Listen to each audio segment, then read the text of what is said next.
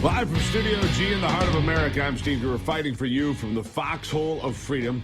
Here to tell you the truth. I'm going to be brutally honest about everything. God bless America. This is the Steve Gruber Show. Here are three big things you need to know to start this hour. Number one, the United States is evacuating all key personnel from the embassy in Haiti as that country is once again teetering on the edge of failure. How did that whole Clinton Global Initiative work out anyway? Number two, the blowback from Joe Biden's screaming match with America, better known as the State of the Union address, is continuing. Biden is scolded by all sides, and the polls are terrible, worst in 25 years, in fact, from the speech. We'll get to all that. Yep, number three, Old Yeller.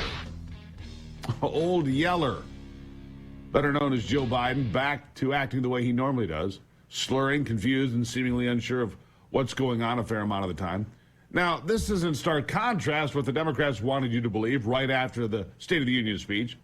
They were all pointing to a CNN instant poll that showed 65% of those that watched had a positive impression of Joe Biden. But as you can guess, it's very misleading. In fact, it's borderline dishonest. I mean, the Biden speech did set records for instant polling for having the worst numbers ever. That's right, the worst numbers ever. And that's from the Washington Post. The far-left paper, owned and published by far-left activist and billionaire Jeff Bezos, pointed out some critical facts. First, all the speeches are almost always heavy on partisan viewership. I mean, come on. How many Trump supporters were actually tuned in? How many people that cannot stand Joe Biden were riveted to their TVs? And not many is the answer. Here's the hard truth for CNN that was trumpeting the 65% as some sort of triumph for Old Yeller. It was actually the lowest number ever for CNN in 25 years of doing such instant polling at the State of the Union. And the 35% that had a positive view virtually tied Biden's State of the Union from last year, which means they're tied for last place in such polling ever. Joe Biden not popular, even when they try to prop him up the way they do. No matter how you try to dress Joe up, almost nobody wants him coming to the party. The reasons have not changed. He's wildly unpopular on the border, wildly unpopular on Bidenomics, a term that was not used a single time the entire 1 hour and 7-minute performance, by the way. No Bidenomics here. It's a toxic term.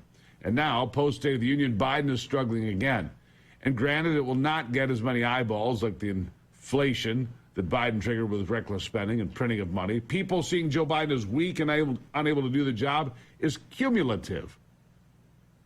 People I know that voted for Biden didn't abandon him at first. They hung around after the massive failure in Afghanistan. They hung around even while inflation began to run wild under his banner of Bidenomics. But the ongoing border failure and the other failures have an impact. It's the drip, drip, drip of failure. I saw the exodus really begin about a year ago.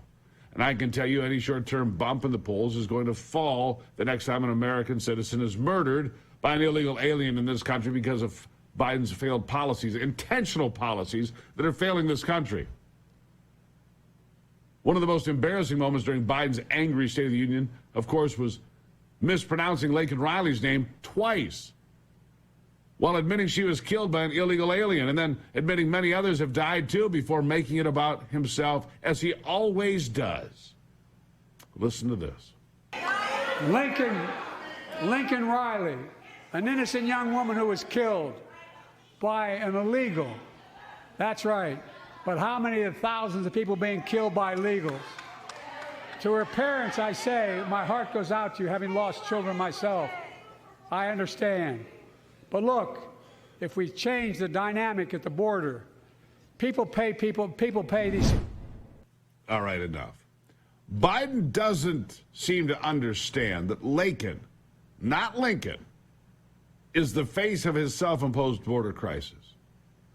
But with a political tone deafness I've not witnessed anytime recently, the president went out on Saturday. And instead of apologizing for an open border, no, he apologized to the accused Venezuelan killer instead.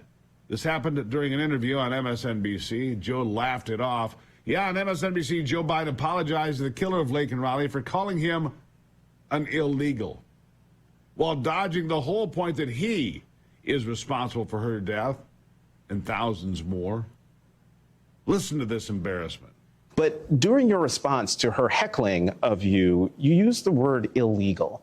when talking about the man who allegedly killed Laken Riley? An undocumented person. And I shouldn't have used illegal. It's undocumented. And look, when I spoke about the difference between Trump and me, one of the things I talked about on the border was that the way he talks about vermin, the way he talks about these people polluting the blood. I talked about what I'm not going to do, what I won't do. I'm not going to treat any of these people with disrespect. Look, they built the country. The reason our economy is growing. We have to control the border and more orderly flow, but I don't share his view at all. So you regret using that word? Yes. Can we be clear about this, by the way? I'm tired of hearing this, about how these people built the country. These people coming here illegally didn't build doodly squat. All right, you might have. I've done my part. Generations before we got here built a lot. People coming here illegally didn't build it. These people built the country. They didn't build any damn thing. Stop it. They didn't build anything. One guy who's very clear on the vast majority of Americans and what they want when it comes to the border is the former President Donald Trump, who first called and then met with the family of Laken Riley. Not Lincoln, Laken Riley. Providing comfort to a family in mourning. Something the current president seems totally bereft at offering. Completely lost. Yet President Trump, during his rally, hammered on Joe Biden for apologizing about using the term illegal. Listen to this. Are we going crazy or what? Is this country going crazy? How about that one? Newcomer. The newcomer. No, he was illegal. And I say he was an illegal alien. He was an illegal immigrant. He was an illegal migrant. And he shouldn't have been in our country, and he never would have been under the Trump policy.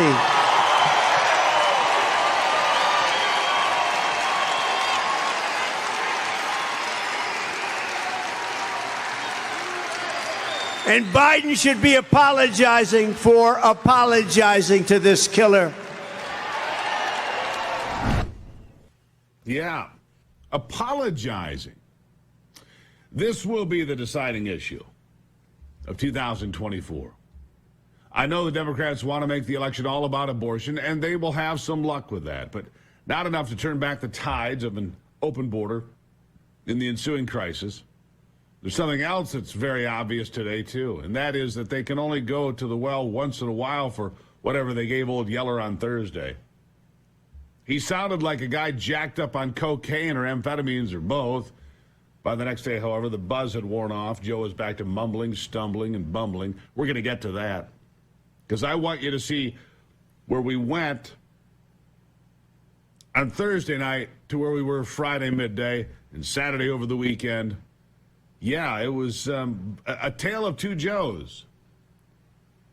From old Yeller yelling at everybody for an hour and 7 minutes, all jacked up on whatever they gave him, to slurring, stumbling, lost again. Yeah, you can only go to that well so many times.